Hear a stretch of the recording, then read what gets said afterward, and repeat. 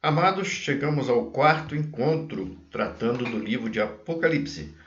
Nós já vimos aqui a interpretação preterista, a futurista, a histórica, aqueles que acreditam que tudo que foi escrito já aconteceu, com a visão preterista, aqueles que acreditam que tudo ainda vai acontecer, os futuristas, e aquele que tem a ideia de que o que João escreveu alimentou a fé dos irmãos desde o início da igreja primitiva e vai continuar até a volta de Jesus. Já vimos também o entendimento dos amilenistas, do prós-milenistas, porque essas ideias elas podem estar na nossa cabeça e se você de repente ficar buscando explicação para isso, essa informação que nós já temos, a gente pode perder um pouquinho o sentido do texto. É como aquele preconceito, né? Você entra num livro de Apocalipse já com preconceito, alguma ideia que já passaram por você, te ensinaram. E de repente você entra no livro apenas para defender o seu ponto de vista, isso aí traz problema. Já vimos o perigo que nós estamos correndo de não entendermos as profecias do Apocalipse do mesmo modo que os homens contemporâneos de Jesus, que acompanharam Jesus, também não entenderam a messianidade do Galileu, do Nazareno. Eles sabiam que o Messias faria sinais, que os profetas falaram que só o Messias poderia fazer. E viram Jesus fazendo e não aceitaram. Eles não entenderam as profecias do Messias. Nós também aí chamamos a atenção da importância que nós temos que dar a esse livro, a importância de ler, ouvir e guardar. Essa é a verdade, é ler, ouvir e guardar. O entendimento o Espírito Santo vai dar para a gente, mas o que importa para a gente é ler, ouvir e guardar, mesmo que a gente não esteja entendendo muita coisa agora.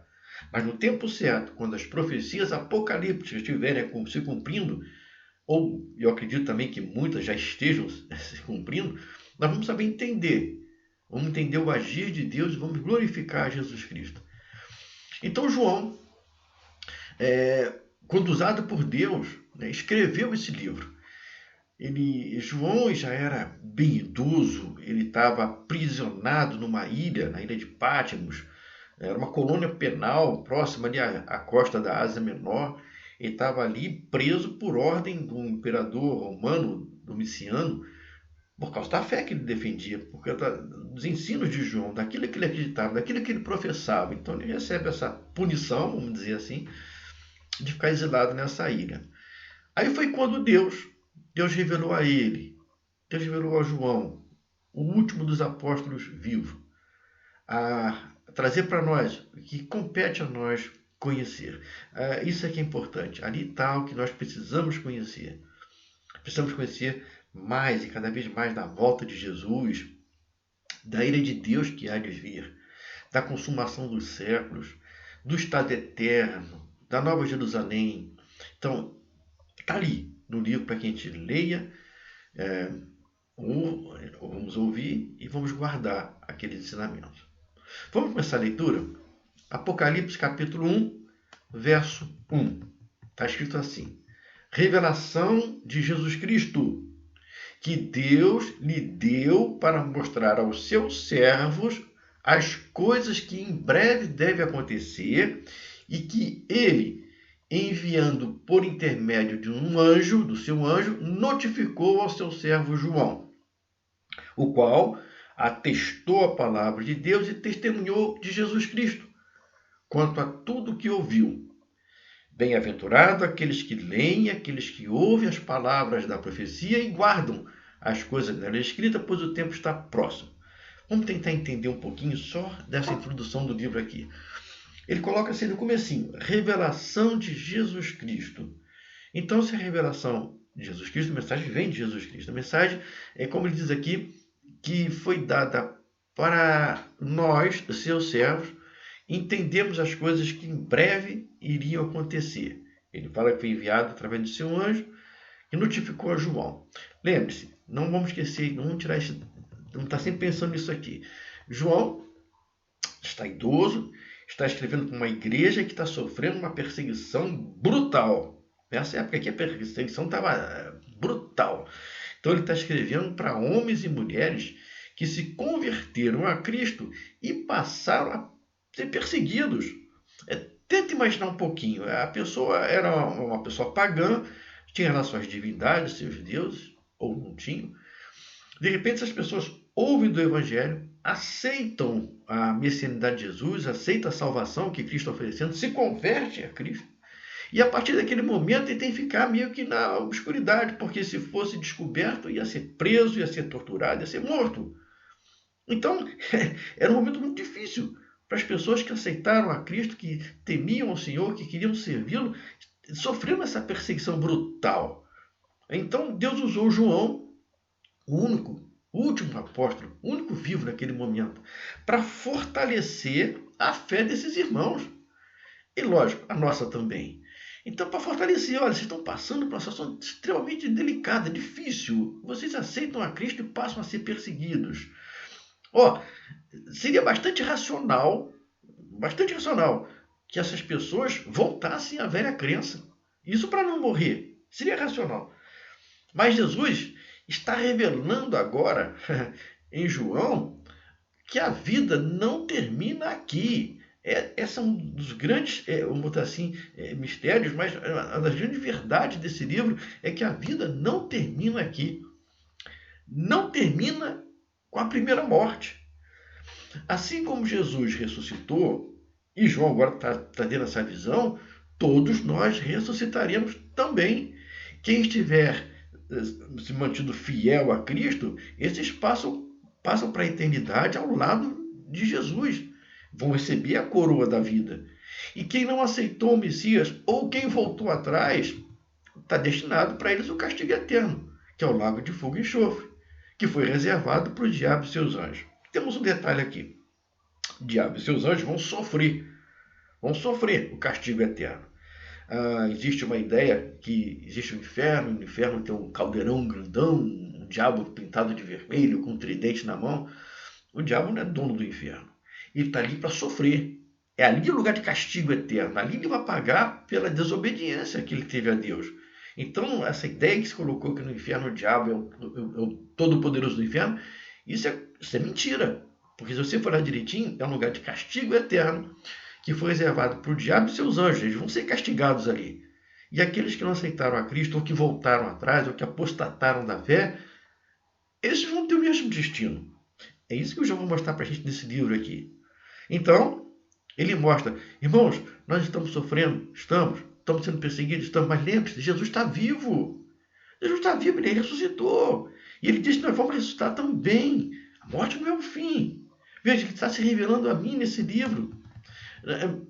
Não temos mais que pensar no que vai acontecer, porque o que vai acontecer está escrito aqui. Nós vamos ter que passar por aflição. Se passar por aflição, lembre-se que a vitória final é nossa. A vitória final é daqueles que estão ao lado de Cristo. Tudo isso vai passar. Tudo vai passar. Mas só estará com Cristo aqueles que não abandonarem agora.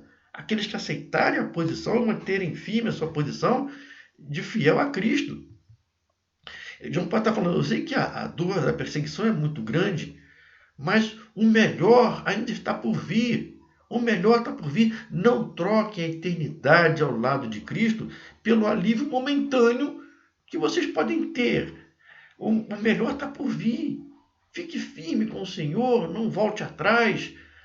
Por mais que seja dura, por mais que você veja seus irmãos morrendo, seus familiares morrendo, por mais que você sofra a morte, lembre-se, o melhor está por vir. Não perca o melhor da eternidade ao lado de Cristo. Fique firme. Essa é uma ideia desse livro. E ele coloca assim, Jesus, no caso, notificou a seu servo João. Essa palavra notificou, lá no original, dá o sentido de ensinar através de símbolos. Aqui está uma chave. O livro de Apocalipse é um ensinamento altamente simbólico. Então vamos ver que dragão, chifre, diadema, besta, meretriz, são símbolos, sim, das coisas que devem acontecer. Deve acontecer. Para os irmãos preteristas, aqueles que acreditavam que o livro estava sendo escrito para aqueles irmãos daquela época, as coisas estariam acontecendo naqueles dias, ou iriam acontecendo naqueles dias. no momento que João tinha escrito o livro, as coisas começariam a acontecer. Então, João estaria usando uma linguagem simbólica, uma linguagem conhecida como apocalíptica. Existe uma linguagem chamada Apocalipse, não vamos falar dela mais para frente um pouquinho, para que essas revelações, caso caísse na mão de algum perseguidor, não fossem entendidas.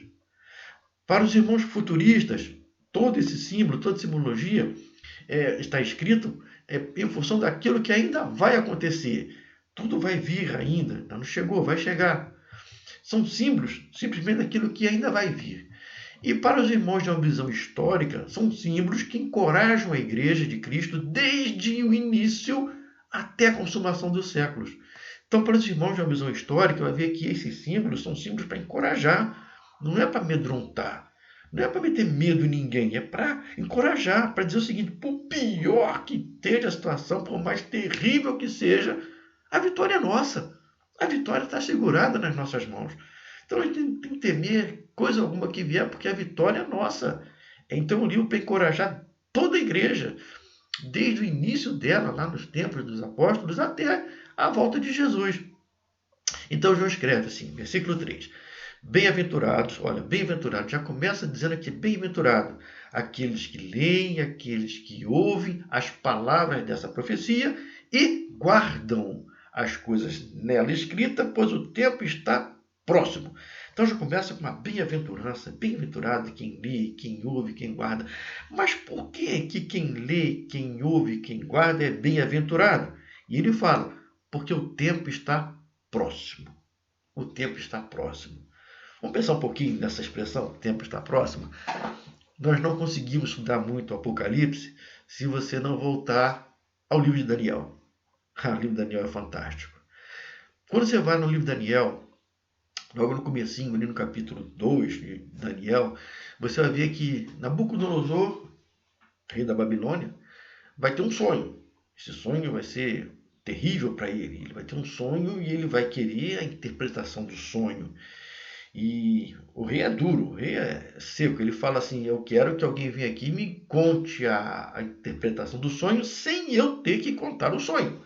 Porque seria fácil eu contar um sonho, porque a história de carochinha podia me enrolar. Eu não quero, eu quero que alguém me conte o meu sonho e a interpretação sem eu revelar o sonho. E basta um decreto. Se não acontecer isso, todos os meus intérpretes e coisas desse tipo vão ser mortos. Vou mandar matar todos. Todos os meus vamos botar assim, as pessoas que conseguiam fazer alguma coisa sobrenatural para dar uma explicação para ele. Vou mandar matar todos esses magos. Vou matar. Daniel vai recorrer a Deus. Vai pedir a Deus. E Deus vai dar a ele uma revelação quase que na mesma medida dessa revelação que o João está tendo aqui no livro de Apocalipse. E essa revelação de Daniel que eu queria chamar a atenção agora. Então, no capítulo 2, assim, no versículo 28, Daniel vai ter a interpretação do sonho, vai passar a interpretação do sonho para Nabucodonosor e vai deixar escrito no livro dele assim: mas há um Deus nos céus, Daniel falando, que revela os mistérios, pois fez saber ao rei Nabucodonosor o que há de ser nos últimos dias. Nos últimos dias. Então, Daniel vai ter revelação do sonho e vai dizer para Nabucodonosor, está lá no capítulo 2, 28, que há um Deus no céu que revela os mistérios. E deu ao rei Nabucodonosor o privilégio de conhecer o que vai acontecer nos últimos dias. Muito bem, a estátua de Nabucodonosor nós conhecemos. Ela tem a cabeça feita de ouro fino.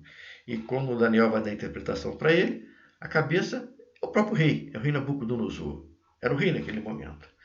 E ele fala que esse reino vai passar. E viria um outro reino, que é simbolizado pelo peito da estátua, que é feito de prata. O peito e o braço, peito de prata. É um outro reino que viria naquele momento. E esse reino também vai passar. E viria um terceiro reino que foi representado pelo ventre e o quadril de bronze. Então, o ventre e os quadris de bronze simbolizavam um outro reino que também vai passar. E viria um quarto reino com as pernas de ferro. Passou também. E agora nós temos a parte da estátua, correspondente aos pés, que é uma mistura de ferro com barro. Essa é a estátua que Daniel recebeu a informação, recebeu a revelação de Deus e falou para o rei. É isso, a cabeça é o Senhor, Nabucodonosor. O peito de prata seria um outro reino. E nós sabemos que esse peito de prata, com 2 braços, foi o Império Persa, o Império Medo-Persa. Nós sabemos também que o quadril de bronze foi o Império Grego, Macedônio, com Alexandre. Nós sabemos que as pernas de ferro foi o Império Romano. E depois do Império Romano, nós temos os pés, que é uma mistura de barro com ferro. E esse momento, esses pés com barro e ferro, eu acredito que são os reinos do mundo que nós vivemos agora. Como nós vivemos agora, são vários estados, várias nações, e cada pedaço de pedra, de barro ou pedaço de ferro representa uma dessas nações. Daniel fala que existia uma coisa sólida nesse tempo, então alguma coisa sólida e alguma coisa que não tão sólida como o barro, para mim são nações que se unem na função dos pés dessa estátua. Aí no versículo 34, ele coloca assim: quando estavas olhando, isso ainda Daniel dando a interpretação do sonho a Nabucodonosor. Quando estava olhando, o Senhor estava olhando o seu sonho, uma pedra foi cortada sem auxílio de mãos e feriu a estátua nos pés de ferro e de barro e os esmiuçou. Olha, a estátua você ouviu, mas tem um detalhe aqui interessantíssimo, muito importante. Uma pedra foi cortada sem auxílio de mãos e foi arremessada justamente nesses reinos de pedra, de barro e de ferro. Esmiuçou e a estátua toda vai cair, é óbvio. No versículo 35 colocou assim: então foi juntamente esmiuçado o ferro, o barro, o bronze, a prata e o ouro. Ou seja, todos os reinos desse mundo foram esmiuçados por essa pedra, os quais se fizeram como a palha das eiras e o vento os levou.